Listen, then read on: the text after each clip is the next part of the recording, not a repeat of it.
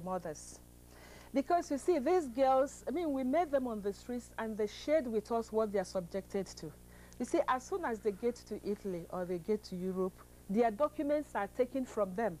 Those of them who have documents. And they are told, look, you cannot be given back these documents until you have paid the debt. And you will think that the debt they are expected to pay is the debt of passport, the debt of visa, the debt of flight ticket. No. They have to pay at least 50,000 US dollars to 80,000 US dollars to their madams or to their traffickers before they can get back their documents. And you know what it means, and they have to pay that between 18 months and 24 months. And for these girls to be able to pay this, you know, like when we worked it out with them, it will mean like sleeping with about 20 men a day. Or by the time they finish the debt, like 4,000 men. So these girls, and that means that they have to work all hours, 24 hours. There is no time for them to sleep. Unfortunately, even when these girls are menstruating, there is no time. They just have to continue working. They have what they used to call the sponge, you know, whichever way they used it. So the girls were in a terrible, miserable state. And if you get pregnant, you are forced to abort and forced to take medication. So some of the girls we saw had taken various, you know, I mean, had committed to up to 10 abortions in order to do this. And again, another thing too is that some of them are trafficked purposely for getting pregnant. So that when they get pregnant, these children are adopted or sold to homosexuals, you know, who want children. So it's really a very vicious circle, you know, when you see what is happening in the midst of these girls. And, or else, another thing too is that when they get pregnant and they try to abort and the abortion does and the baby is born, the madam will say, okay, we'll sell the baby to help to defray the debt, you know. So that this, it was really, and then they have some boys, you know, like this, because when I mentioned 50 to 80,000, one will say, wow, you know, somebody trying to make this money. Is because it's a criminal network. It's not the madam. You see, they have agents in the embassies, at the airports, at the borders, in government. This is why, if we can trace the origin of this, you know, since 1948, when the United Nations passed a law that all this should be ended, is still going on today. And that is because there's a very strong criminal network. And part of the criminal network are some young men that these madams employ to make sure that these girls don't run away. So these boys are always there spying them. And you know, the girls, they are raped many, many times because once the documents are taken from them, they are criminals. They are illegal immigrants. So you find that the police harass them, they hound them, everybody is after them, and for them to be able to escape, you know, they are just raped right, left, and center.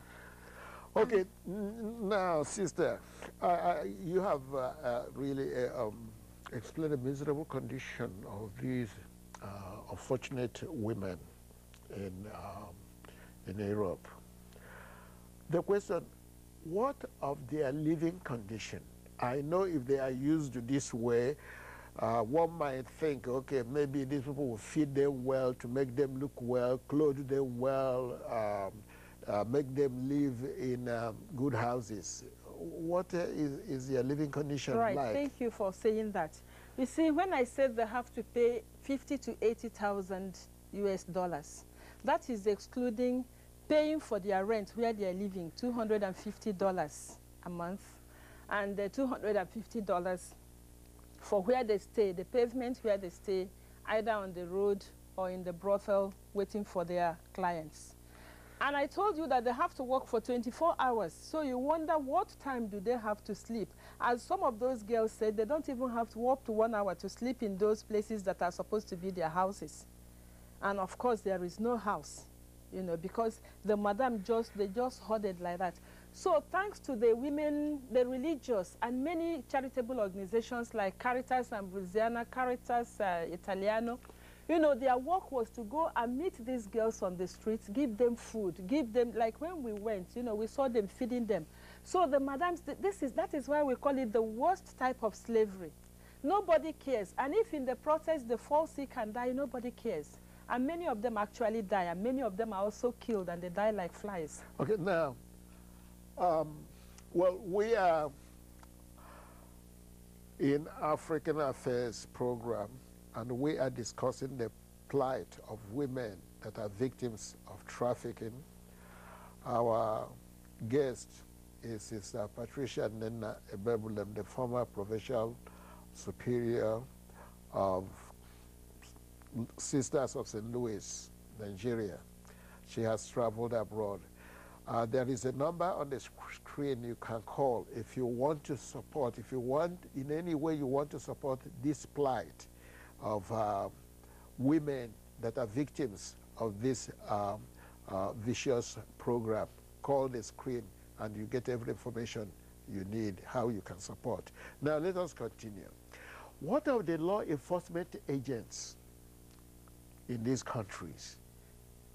Don't these countries have any laws regarding the treatment of these people? Even police seeing them hanging on the street, do the policemen and women, don't they say anything? What of are there no law enforcement agents in these areas? That is a very good question, and that is why I told you that the minute the documents are taken away from them, they are illegal immigrants. So as far as the government is concerned, they are criminals because they don't have the right papers. So the police are always, once the police come to the street and see them, you know, the girls run away and they pursue them. And they try, the whole idea is to round them up and deport them, you know, just deport them to their various countries. And that is the most pathetic part of it, because people don't see them as the victims they are. They don't ask what has brought these girls here, what has led them here, and where are those men? And I think this is why the Italian government, you know, is really working very hard now. Because the Italian government recently passed an Article 18, you know, which makes it punishable. And another point I forgot to mention is that because of HIV, because many of them now are carrying HIV, the clients, most of the men in these countries, are now asking for minors, so that you find girls between the ages of 12 and 15 being trafficked. And these, you know, heartless men, I will say, are using these very young girls. So in the Italian law, I mean, the Italian government has passed a law under this Article 18 that if you are found, you know, with a minor between the ages of 12 and 15, some of them may get 13 years imprisonment. Some of them may get 14 years imprisonment. So in that sense, the government is making every effort, you know, to try to eradicate it or to try to combat it. But unfortunately, you know, there is a big difference between trafficking in human beings and trafficking in drugs. Because this one of trafficking in women, one of the things the government requires is that these girls who are being abused will have to come and testify against their traffickers or against the clients. But unfortunately, the girls are afraid. So once they see the police, you know, they run away, because the Italian government, in this case, is ready to rehabilitate them, you know, settle them, give them work, but they have to denounce their madams or their traffickers and expose them. Yeah, but that is exactly, sister, that was what I was saying. Unless the police and the law enforcement agents have turned a blind eye on these atrocities, because they will definitely, some of the girls will be caught as they run away from the police. Why wouldn't the police make them tell their stories, tell who brought them down, tell who is using them? I know one or two of them must speak out. Or is there such a conspiracy of silence that the authorities shouldn't know about these atrocities? Yes. And now, before you answer that, too, another thing is that you talked about rehabilitation. In your work, in the program, have you rescued some of these girls, or have you seen some of these girls that have been rescued and brought back to their native countries? If so, what is their condition? How have they been rehabilitated? Thank you. So there are two parts. Let me take the first one, yes, of why they do not testify against these people. You see, before they leave, especially like those in Nigeria, before they leave, they are taken to a shrine where they take an oath. And that oath is a terrible type of ritual. You know, they take their blood, takes their part of their pubic hair, their nail, you know, all these rituals. And then they make them swear that if they denounce or they expose their traffickers, that they will go mad, that their family people will die. And you know, in these cultures, especially where you have the voodoo and the juju, they fear. So these unfortunate victims are paralyzed by fear. That is one thing that really grips them. So because of that fear, even when they are caught, they are afraid to tell. Because they are afraid that if they tell, their parents, their families at home will suffer. So they rather, you know, some of them, like there was even one girl that said she would rather die than mention the name, because this was in Germany. And we were with this girl, nothing will happen to you. We assured her. She said she would rather die than mention the name of the person who trafficked her to Germany, who brought her there. So those are the main things. Then as for rehabilitating, right, even as I mentioned Germany there, when I was in Germany, I brought one of the girls from the prison, you know, back with me in Nigeria. So right now, and then from Italy, right now we are rehabilitating. As at the time I left, they were up to 30. I wouldn't be surprised if there are more now that are being rehabilitated.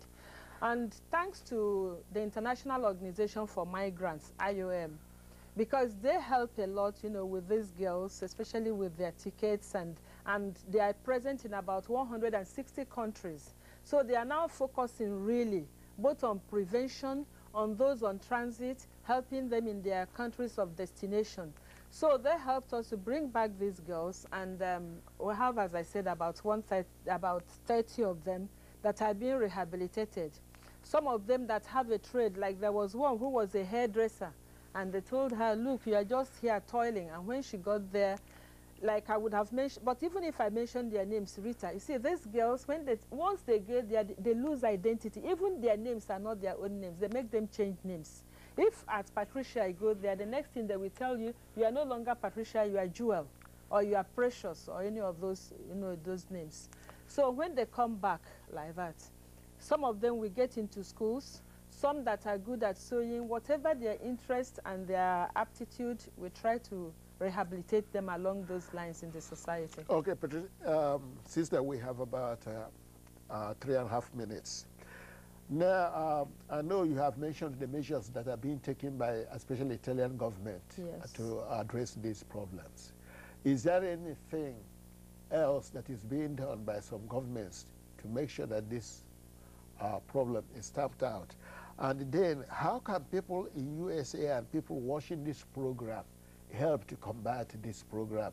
I have given them number on the screen. What do you think they can do to help organizations, especially the organizations you have mentioned that you have involved yourself in? How can they help to see that this problem is adequately addressed? Okay, as for countries, many countries are really making effort now under the United Nations, you know, because the United Nations conventions, you know, that the recent one in 2002, November, you know, the protocol to punish and that no country should be involved in this. So many of them are signatories, and in that sense, they are all making effort. And actually, I will, before I go on to what, you know, those people can do, I have to give credit to the Sweden, the government of Sweden. It's the only government that I know where clients are punished because the others are victims. Now, there are so many things. I've told you that these girls are being rehabilitated, and a lot is needed to be able to rehabilitate them. You know, send them to school, get them jobs, you know, get them trade, even to transport them, you know, back. So there is a lot.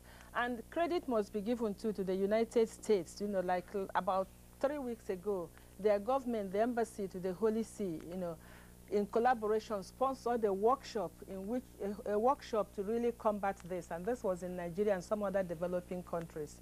So anybody that wants to help, but public awareness, and they should discourage, parents should be alert and discourage their children, you know, from going into this. Thank you, sister, very much. We have come to the end of the program, and you have listened to a pathetic story of the plight of women that are being trafficked all over the world. Please call the number on the screen and see in whatever way you can help. You get all the information where you can send your support. And thank you, sister, for the enlightenment you have given on this program, on this very unfortunate program. Thank you for being our guest, and thank you for honoring our invitation to be on